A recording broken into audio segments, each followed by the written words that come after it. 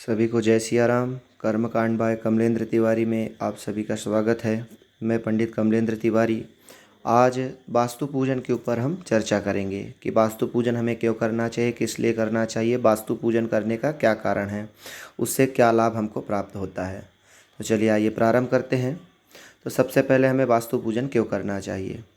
तो वास्तु पूजन हमें इसलिए करना चाहिए क्योंकि जिस जगह पर, जिस भूमि में हम मकान का निर्माण कराते हैं, तो उस भूमि की शुद्धि और अशुद्धि के बारे में हमको जानकारी नहीं रहती है। हो सकता है वहाँ पर किसी तांत्रिक का स्थान रहा हो, या कोई मंदिर रहा हो, या शमशान रहा हो, तो उस जगह के बारे में हमको जानकारी नहीं रहती है। तो भूमि शुद्धि के लिए हमको वास्तु पूजन करना चाहिए। इसके बाद में जो हम मकान का निर्माण कराते हैं, तो हो सकता है उस भूमि पे वह खाली भूमि रहा रहा होगा, तो उसमें कई प्रकार के जीव जंतु निवास करते रहे होंगे। यदि पेड़ रहा होगा तो पेड़ पक्षी वहाँ पे निवास करते रहे होंगे। छायादार पुष्प वृक्ष रहा होगा तो जीव आकर के वहाँ निवास करते थे।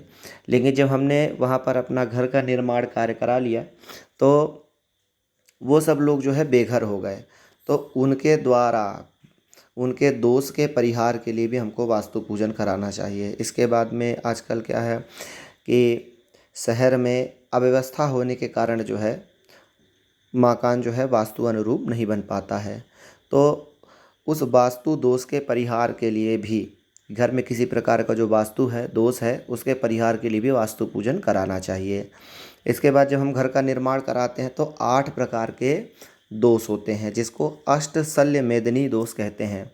उसमें अष्टशल्य मेदिनी दोष में 8 चीज़ें क्या आती है, जैसे लोहा, सोना, कांस्य, रिपु, सीसक, ताम्र, पाषाण और सुवर्ण।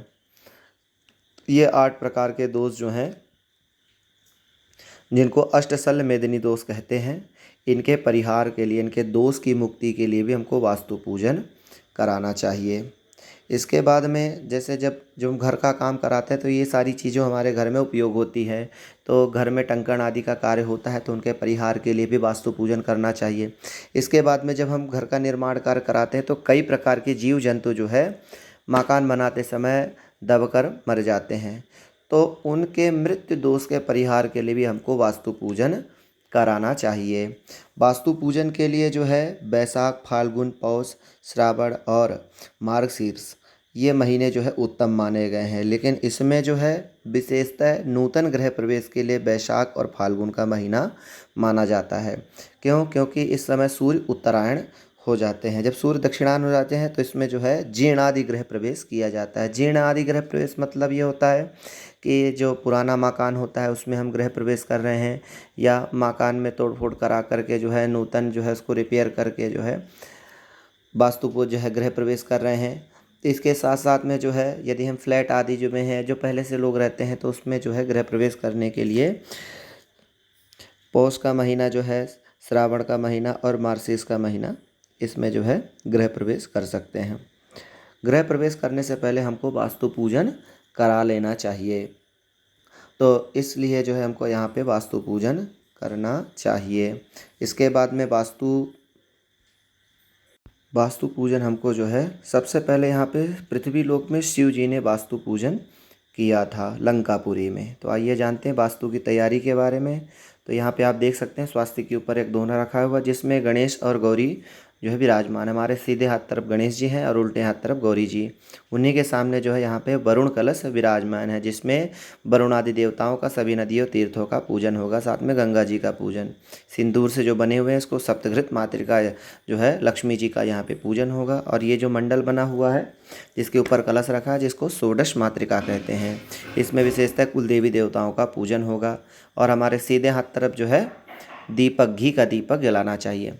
इसके बाद में यहाँ पे जो है आप जिसमें नेत्र बने हैं, इसको सप्तस्थल मातृका कहते हैं। विशेषता ये जो है स्थिर लक्ष्मी का मंडल है, यहाँ पे लक्ष्मी जी का पूजन होगा, जिनको जो है सप्तस्थल मातृका कहते हैं। इसी में सप्तस्थल मातृका 7 प्रकार की लक्ष्मियों का यहाँ पे पूजन होगा। घर में स्थिरता बनी रहे लक्ष्मी की, उसके लिए लक्ष्मी जी का पूजन। इसके बाद में जो मंडल देख रहे हैं, इसको 64 योगिनी मंडल कहते हैं, जिसको चतुष्ट योगिनी। इसमें विशेषतः महाकाली, महालक्ष्मी, महासरस्वती 3 देवियों की प्रधानता होती है। और इन्हीं पर जो है इसके साथ में जो है 8 8 करके प्रकोष्ठ बने हुए, जिसको 64 योगिनियाँ हैं और इन्हीं में उनका ध्यान आवाहन पूजन होगा। इसके साथ में जो है अब आगे बढ़ते हैं। तो ये जो मंडल आप देख रहे हैं जिसमें चांदी का कछुआ, इसके साथ में जो है वास्तु भगवान के प्रतिमा और सर्प देवता विराजमान हैं। ये जो मंडल है इसको शिक्षादि वास्तु मंडल कहते हैं। इसी में जो है त्रिसूत्रीकरण करना चाहिए। इसमें 4 जो है शंकु हो रहते हैं, शंकुओं का पूजन होता है, इसमें बलि उनको प्रदान की जाती है। और उसके बाद में जो है ये प्रधान मंडल है और साथ में इसको जो है ये सर्वतोभद्र मंडल है। और इसमें विशेषता इसमें लक्ष्मी नारायण भगवान का पूजन होता है और इसमें सभी देवी देवताओं का आवाहन पूजन हो जाता है। उसके साथ में ये तेल का दीपक है जो हमारे उल्टे हाथ तरफ हमको प्रज्वलित करना चाहिए। इसके बाद में जो मंडल बना है ये नवग्रह मंडल है। देखिए चंद्र आकार के चंद्रमा, शुक्र, सफ़ेद रंग से हरे रंग से बुध, ये बीच में जहाँ कलश रखा है ये सूर्य भगवान, लाल त्रिभुज से मंगल, पीले रंग से बुध, बीच में शनि और सीधे हाथ तरफ राहु और उल्टे हाथ तरफ केतु विराजमान हैं।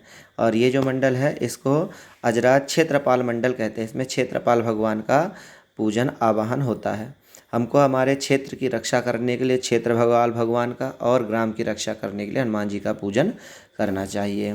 तो इस प्रकार जो है संपूर्ण पूजन की तैयारी हमको कर लेना चाहिए। तो इस कलयुग में इस पृथ्वी लोक में सबसे पहले अगर किसी ने वास्तु पूजन कराया था वो भगवान शिव ने कराया था। कहाँ? लंकापुरी में जो सोने की लंका बनी है वह किसकी है? शिव जी की है। तो सबसे पहले जो है शिव जी ने इस सृष्टि में वास्तु पूजन कराया। लोग पूछते हैं, बोले पंडित जी आज तक बोले किसी ने वास्तु पूजन तो किया नहीं है, बोले अभी नया नया प्रचलन में आया है। तो ऐसा नहीं है, बीच में जो है अंग्रेज़ों की वजह से ये सब चीज़ों से लोग अनभिज्ञ हो गए हैं।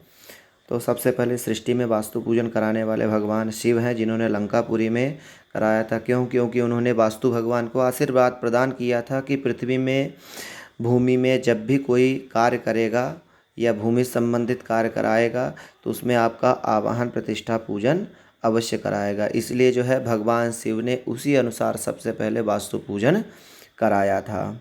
इसके बाद में जब हम गृह प्रवेश करते हैं तो गृह प्रवेश के पहले हमको वास्तु पूजन करा लेना चाहिए।